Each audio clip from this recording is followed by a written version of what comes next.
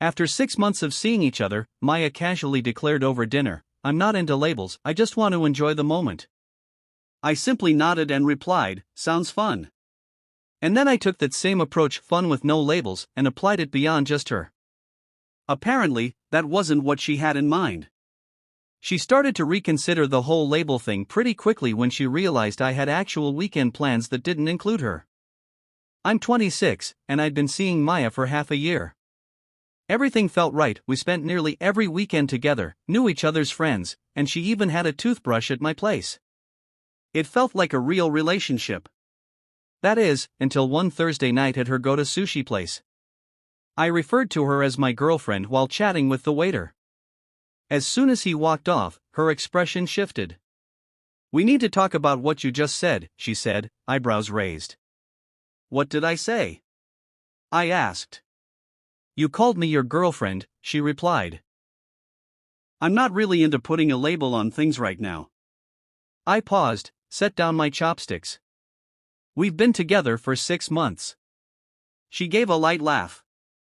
"Together is kind of a strong word. We're just having fun. Why complicate it with expectations?" I blinked. "Because that's what people do when they've been seeing only each other for half a year." She smiled and tilted her head. "Oh babe, I never said we were exclusive. I thought that was obvious. I'm just not in a place for anything serious. Let's keep things simple, no pressure, no titles." Suddenly, the sushi didn't taste like much. I processed the moment. 6 whole months. "So, what have we been doing then?" I asked. "Hanging out. Enjoying ourselves. Can't we just go with the flow?" I counted slowly in my head, took a sip of water, and said, "Sure. Fun it is." She beamed at me. "I knew you'd get it. You're so emotionally mature." I paid the bill, drove her home, kissed her goodnight like everything was normal. But it wasn't. See, when someone tells you who they are, you better believe them. She just told me I was entertainment, not commitment material. Got the message loud and clear. That weekend, I created profiles on a few dating apps and changed my status to looking for casual connections. If she wasn't going to be exclusive, why should I limit myself? Saturday morning, she texted to see if I wanted to hit the farmer's market with her, our usual thing. "Can't today." "Got plans," I replied. "What kind of plans?" she asked. "Just meeting someone." "Who?" "A friend." "Have fun at the market," I sent. Truth was, I had a coffee date with Zoe, a creative designer I'd matched with the night before. We hit it off immediately. She was open, funny, and clear that she wasn't looking for anything serious either. We agreed to meet again the next week for drinks. Sunday rolled around and Maya called. "Missed you at the market. Want to come over for dinner?" she offered. "Thanks, but I've got something else going on," I said. "Again? With who?" "Heading to a concert downtown with friends." "What friends?" "Just friends," I reminded her. "Didn't we say no pressure, no labels?" There was a long silence. Then, "Right. Yeah. Have fun." I went to the concert with Amber, a nurse who loved the same bands I did. She was upfront about wanting to keep things casual, exactly what I needed. By Monday, I was in a great mood. My coworker, Jordan, even commented, "Dude, you're glowing. Good weekend?" I grinned. "Best one in a while. Just keeping things label-free." That's when I noticed Maya had watched every one of my Instagram stories, especially the concert ones where Amber's hand could be seen resting on my shoulder. Tuesday night, Maya messaged, "Haven't heard from you. Everything good?" I replied, "All good. Just been busy. How are you?" "Want to grab dinner tomorrow?" she asked. "Wednesday's packed. How about Friday?" "What's on Wednesday?" "Got plans." "With who?" "Friends," I answered again. Wednesday was for Zoe, our second outing. We tried a cozy wine bar, ended up walking for hours afterward, just talking. I posted a shot of the wine flight we shared. Maya viewed it within minutes. Thursday morning, she rang. I let it go to voicemail. Her message said, "Hey, just wondering if we're still on for tomorrow. Also, you've been a little off lately. Call me?" I texted her instead. "Friday's good. Want to try that Thai spot at 7? We need to talk," she replied. "About what?" "Just some stuff. See you tomorrow." She showed up for dinner looking stunning, new dress, full makeup, and even the perfume I'd complimented once months ago. "You look great," I said. "Thanks. How was your week?" "Fine. Yours?" "Good. Busy." Then she leaned in, "So these friends you've been seeing?" "Yeah. Anyone I'd know?" I smiled.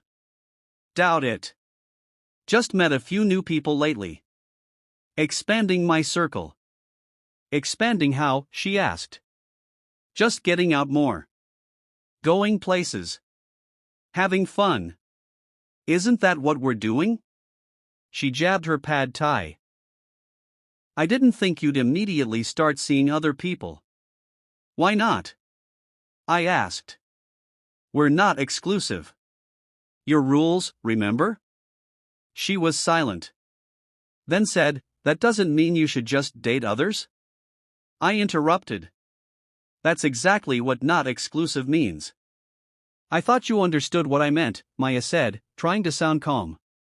"Oh, I did," I replied. Loud and clear.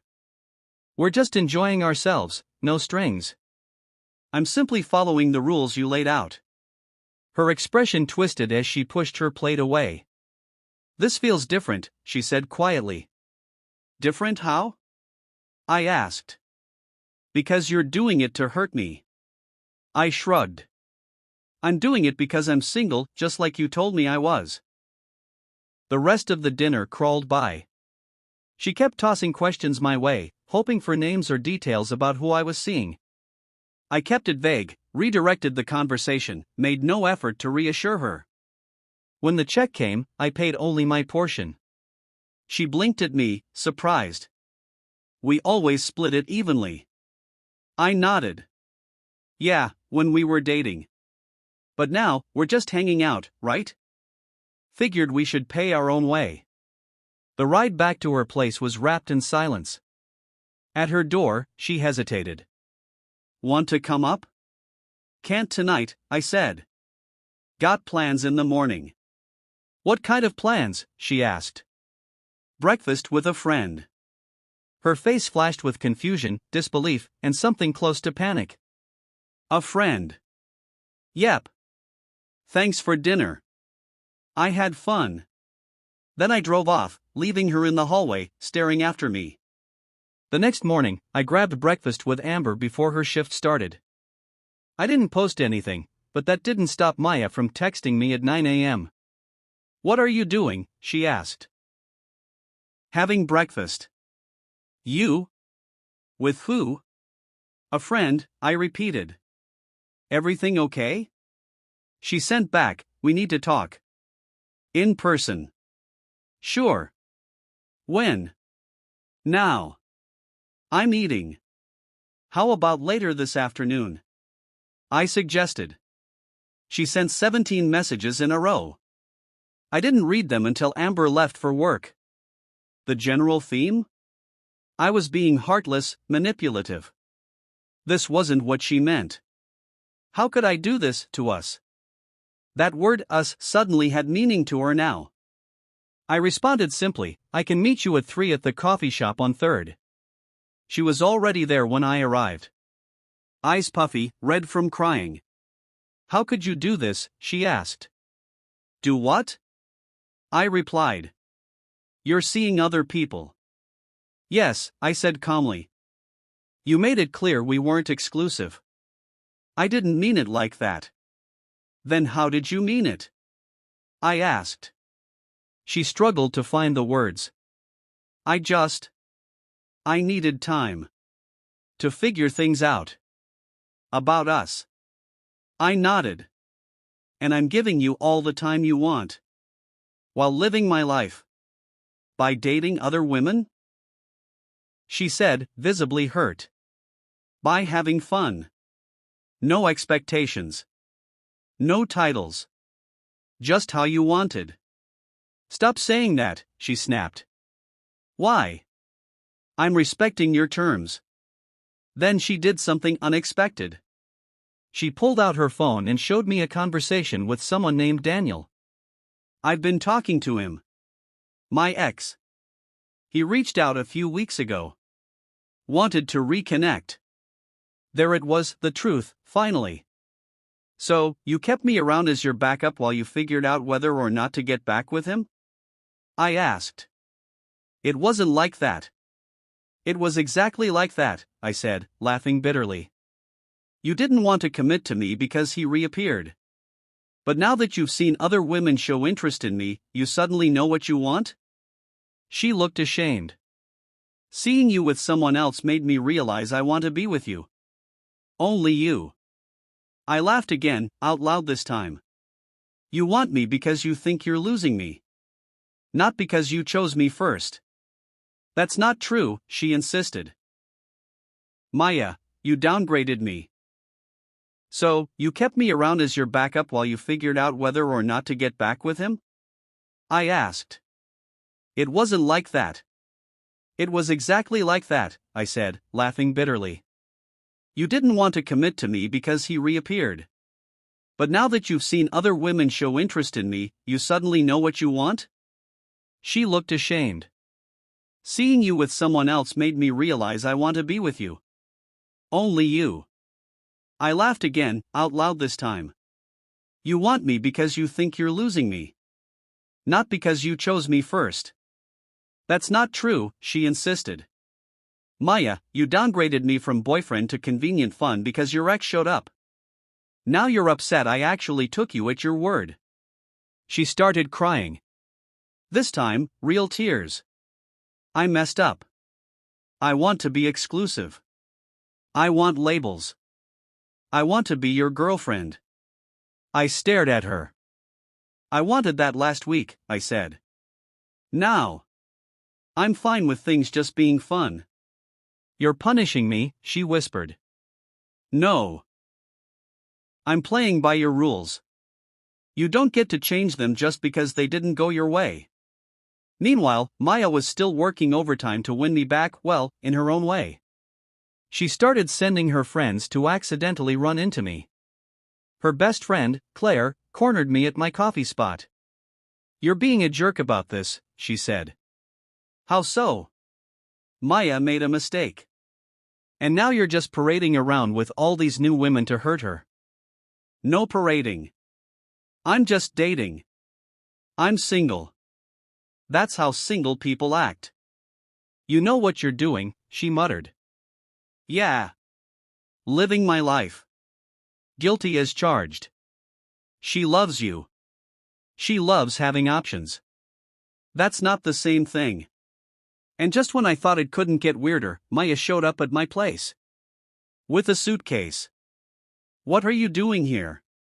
I asked. I'm moving in, she said, like it was the most normal thing in the world. We need to work through this, together. Excuse me? I'll sleep on the couch if you want, but we can't throw away what we had. Maya, I said slowly, we're not a couple. You made that decision. And no, you absolutely cannot move in. Where am I even supposed to go? Maya asked, dragging a suitcase up to my front door. I gave up my apartment. I blinked. You what? Apparently, she'd ended her lease under the assumption that she could guilt me into letting her move in. Who does that? That wasn't my responsibility. How can you be so cold? She asked. 6 months. 6 months of what? I shot back. Fun? No pressure? Your words, not mine. She tried to step past me into the apartment, but I blocked the door. You need to leave. Or I'll call the police. You wouldn't. I took out my phone and began dialing. She froze. Then grabbed her suitcase and backed off. I can't believe you're actually doing this, she said, stunned. I can't believe you ended your lease just to corner me into something I never agreed to, I replied. It's not manipulation. It's love. No, I said. It's unhinged. She stormed off, shouting that I'd regret it. The next morning, I woke up to 52 unread messages. I didn't bother reading them.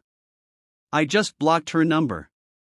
That's when the reinforcements started showing up. First call came from her mom. Yes, her mother. What did you do to my daughter? She demanded. Nothing, I replied calmly. We weren't even officially dating. She's upset because I wouldn't let her move in uninvited. She gave up her home for you. She gave it up hoping to manipulate me into something I never promised. She's telling people we were a couple, but she didn't even want to call it that. That's not what she told me. Ma'am, respectfully, your daughter's been lying to you and herself. How dare you? I hung up. Blocked her too. Then Maya decided to go public. Made an entire TikTok about toxic men who punish women for being honest about their feelings. Someone I knew sent me the link. Over 50,000 views. The comments though? Brutal. Girl, you said no labels, now you mad he's dating? So he was your backup while you tested your ex? Nah, sis. The suitcase part? I choked. Audacity Award of the Year. My personal favorite, he followed the rules. You just hated losing control. But the icing on the cake? Daniel's fiancée saw the video.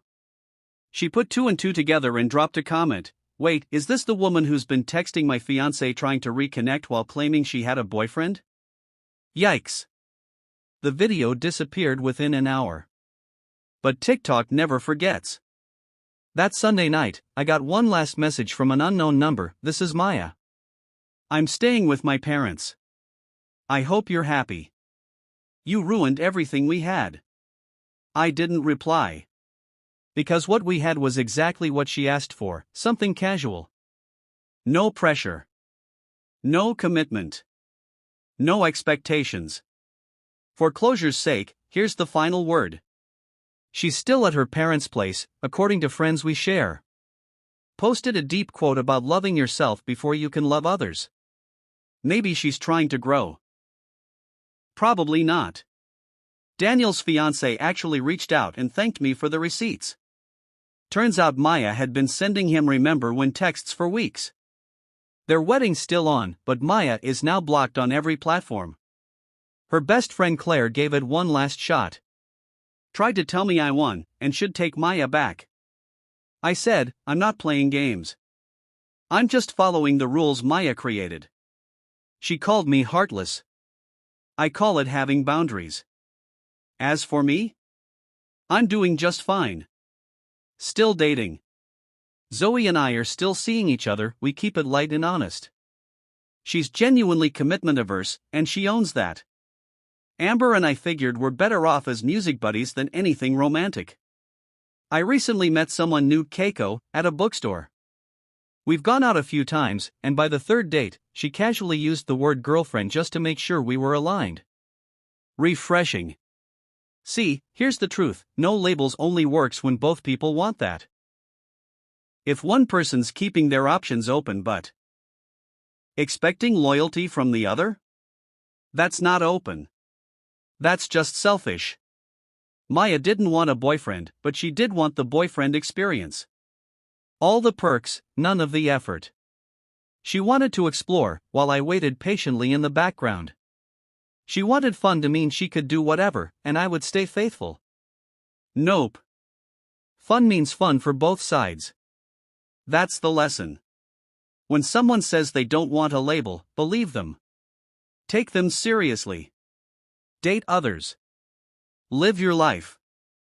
One of two things happens: they realize they actually do want to commit, or they don't. Either way, you don't waste your time waiting for someone to decide you're worth it. You already are. Oh, And one last thing? If someone breaks their lease to emotionally ambush you with a suitcase, that's not love. That's a parade of red flags. Run. Thanks for sticking with me through this chaotic journey. Just remember, you teach people how to treat you. Maya taught me to treat her casually. And I learned that lesson perfectly.